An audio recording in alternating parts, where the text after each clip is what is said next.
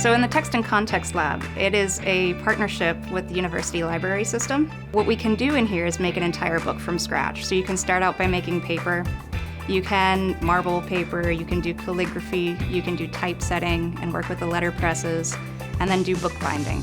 And by the end of the process, you've made your own book. That's so cool. That's the right way too. And here there's housed a letterpress printing machine, but also like the tools and personnel. And rather than just having like a digital version of their packet, I thought it's nice that they actually like create a handmade object. Yeah, you don't have to be an expert in any of these art forms, beginner to expert to beyond.